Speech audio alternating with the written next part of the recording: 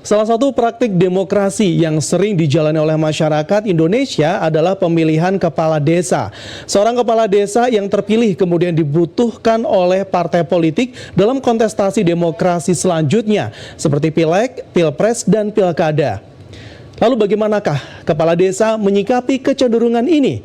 Bagaimana cara mereka memanfaatkan peluang dan ketaatan aturan untuk tetap bersikap netral? Kita akan ikuti perbincangan Sigit Rudianto dengan Sekretaris Papdesi Jawa Tengah. Terima kasih.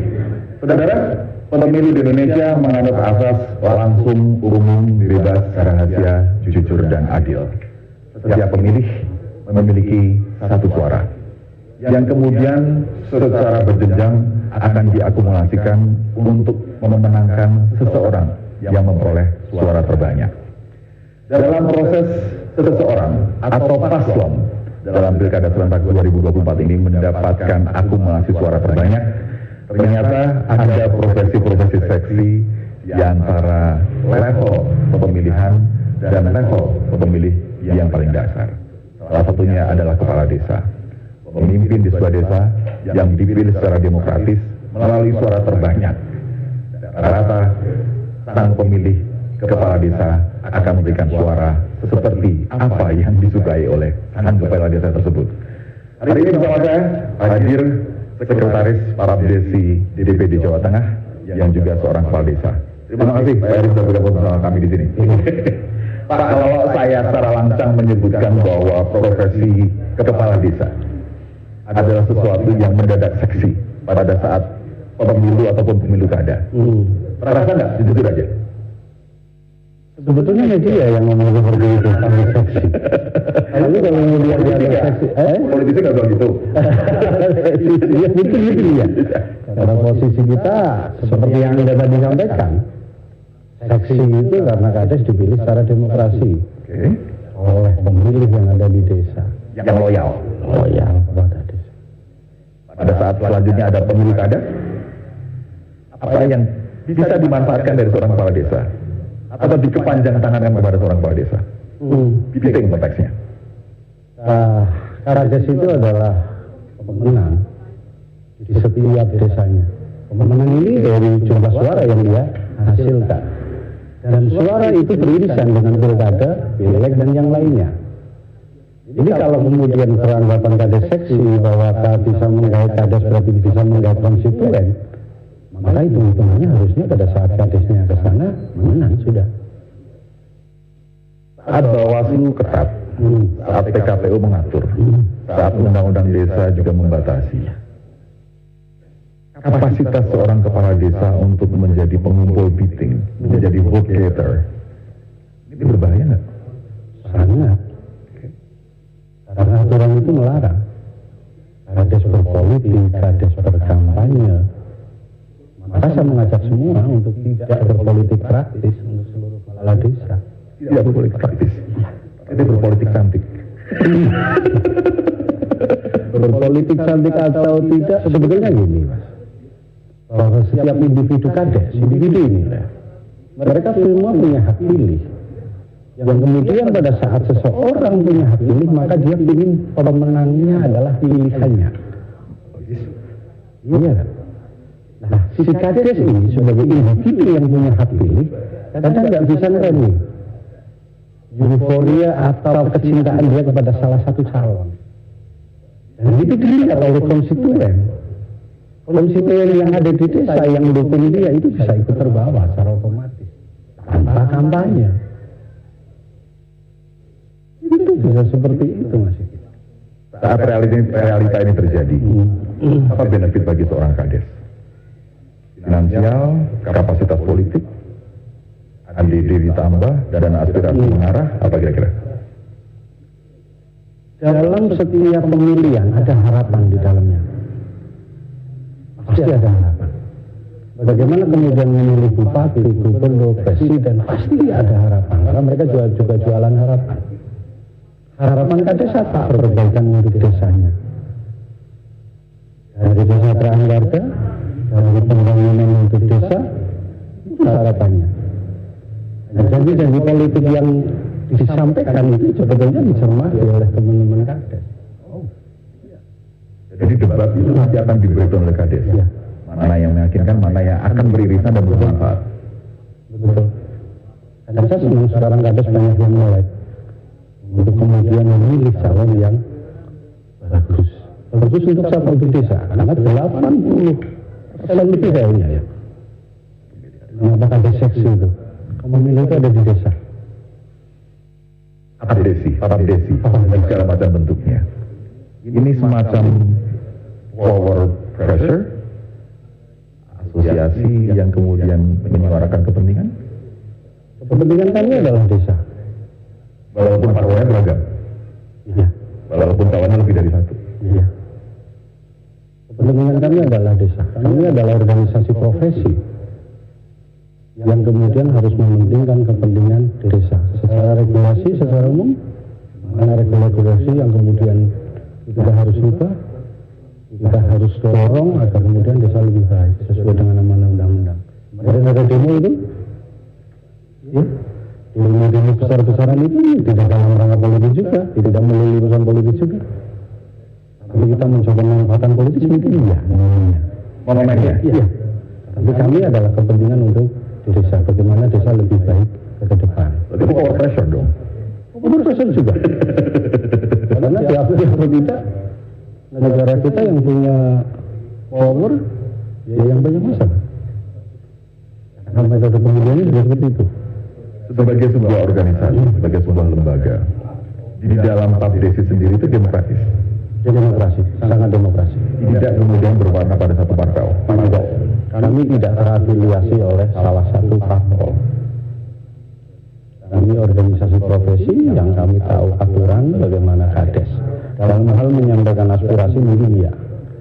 Tapi dalam hal KPU menetapkan calonnya sudah tetap, kami tidak akan berani untuk terus menerjang ke arah situ. Cukup bermain cantik. Cukup dengan kami sendiri, bukan bermain cantik juga. Kalau kami punya hak pilih, kami akan diam dan kami akan memilih sesuai dengan apa yang kami yakini. Kalau misalnya dalam perjuangannya Pak Abdesi adalah sebuah power pressure bagi kepentingan desa dan kepala desa, kadang-kadang dalam politik itu akan dilawan dengan pressure juga. Ya. Terjadi nggak? Awal-awal Februari kemarin ada cerita kepala desa dipanggil semua oleh Bagi itu ekses atau sebuah dinamika politik yang kalau wajar. saya ngomong normatif bahwa kami desa, Kades itu mengelola anggaran pemerintah yang kami tidak bisa semena-mena. Kalau kemudian ada pemanggilan dari aparatur, dari pihak yang berwenang, kami anggap sebuah hal yang biasa. Karena kerja kami pun harus dikontrol, penggunaan kami pun harus dikontrol, kinerja kami harus dikontrol. Jadi kami tidak mau terus ke bawah-bawah ini ada tekanan dan sebagainya, tidak. Bagian dari tanggung jawab saja. Bagian dari tanggung jawab saja. Kalau ada kesalahan tinggal dipertanggungjawabkan. Iya. Kalau tidak ada masalah berarti Iya. kadesnya bagus. Oh, itu menjadi kewajiban setiap waktu kami dalam penggunaan anggaran. Kalau tidak, bukan saya orang baik ya. Tapi saya itu 3 kali pilihan dan 3 kali jadi. Yang penting apa yang menjadi kewajiban kita lakukan. Penggunaan anggaran harus tertib, kalau nggak ingin dipanggil-panggil. Inspektorat, sama tipikor, sama kejaksaan, karena hak mereka sama. Menjaga keuangan negara yang ada di desa. Jika kemudian ini menjadi sebuah pertempuran yang tidak sedahsyat di 14 Februari 2024 kemarin dalam pilkada misalnya, apa yang disasar oleh kepala desa selaku pemimpin desa, baik kepada calon bupati yang berkontestasi maupun jika nanti mereka jadi, rivalitas bisa jadi terjadi kan? Iya. Bisa jadi warga desa salah pilih, ternyata milih yang paslon yang kalah gitu. Bisa jadi. Bisa jadi.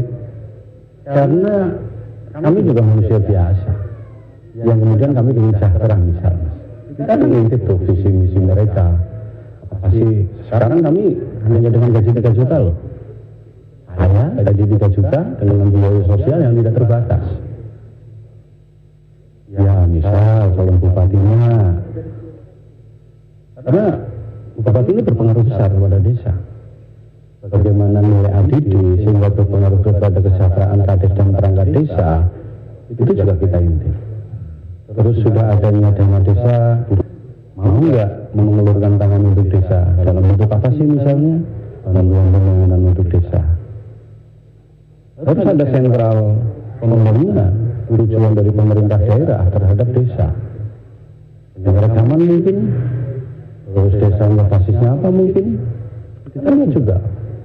Tidak kemudian otonomi desa kabupaten nggak bisa karena semua beririsan. Sekarang sudah sedemikian bagusnya ya komunikasi antara kepala desa dengan calon bupati atau wali kota. Kami berani untuk ngobrol, kami berani untuk bertanya kepada calon. Pada saat kita pas ketemu, apa yang akan dilakukan Anda pada saat jadi bupati untuk desa? Di hari ini, jawaban-jawaban dari para calon itu bukan sekedar lip service, Tidak. tapi akan menjadi janji politik yang terrealisasikan. Dan kami tidak akan pernah bertanya sendirian.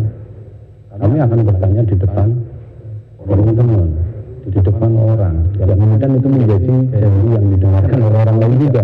Jadi tidak bisa lip service dan sekarang. Dan itulah untuk mengatur organisasi. Karena kita punya kekuatan, kita punya kesatuan. Bahwa kepengurusan itu menjadi punya power ya pada saat anggotanya ada. Untuk mengingatkan pejabat politik tertinggi di wilayah. Kalaupun misalnya dalam sebuah kontestasi pilihan hati nurani seorang kepala desa dan pengikutnya ini ternyata salah, ternyata yang menang adalah lawannya, strategi apa yang dilakukan? Ke eksekutif? Eksekutif. Kalau legislatif mungkin? Ya, tapi legislatif pun beririsan dengan eksekutif. Karena partai pengusung itu terdiri dari teman-teman legislatif juga. Ya. Karena konsekuensi itu harus diambil. Pada saat kita dukung A, ternyata yang menang yang B, ya lihat. Apakah menjadi seorang pemenang pilkada bisa jadi tersandera oleh putusan-putusan di legislatif untuk kepentingan desa? Kira-kira berapa mana nih bantuan dari bupati yang tersampaikan pada visi misi atau mengandalkan dana aspirasi? Dana aspirasi itu pun akan beririsan dengan visi misi bupati. Mau tidak mau? Mau tidak mau. Teman-teman dewan pun tidak bisa kemudian ngambil sikap sendiri. Visi misi bupati itu menjadi kunci pelaksanaan di tingkat legislasi. Oh, Setahu saya seperti itu. jadi apapun yang diusulkan oleh sang legislator, pemilik dana aspirasi, Dia akan menyesuaikan tidak akan ditandatangani oleh bupati jika tidak sesuai dengan visi misi. Mostly. gitu. Ya. Saya contohkan di desa tuh, Karakades. Dewan kita ada di BPD. Itu harus sinergi, harus klop. Musdes tidak akan tereksekusi tanpa musrenbangdes. Kayaknya sama seperti itu kalau kita tarik ke tingkat kabupaten, provinsi, dan pusat. Lembaganya hampir sama, cuma kekuatannya saja yang beda sama besaran duitnya. Di provinsi akan ada pilgub. Di kabupaten kota akan ada pemilihan bupati dan wali kota. Ini kan eranya demokrasi yang asimetris. Ya. Gejala yang dirasakan oleh Pak Heri selaku Kades. Masyarakat cenderung milih apa sih? Casting atau konten? Atau amplop? Dalam visi dan misi. Casing, konten, sama amplop. Kalau harus memilih tiga itu, maka casing. Tentang bagaimana citra. Yang tidak suka. Karena subjektif banget nih, urusan milih-memilih itu subjektif. Figur ya? Dalam konteks ini figur ya? Bukan parpol lagi. Pada pilkada ini bukan parpol lagi. Figur. Presentasinya kecil ke parpol, tapi figurnya. Bisakah itu berubah menjelang hari pencoblosan? Apa yang bisa dipakai jika kemudian jatuh cintanya calon pemilih pada pilkada ini pada figur? Kalau untuk saya Banjarnegara kebetulan nih, dua calonnya sama-sama dokter nih. Di Jawa Tengah dua-duanya sama-sama jenderal nih. Masyarakat Jawa Tengah sama Banjarnegara ya lah. Mau pilih yang mana?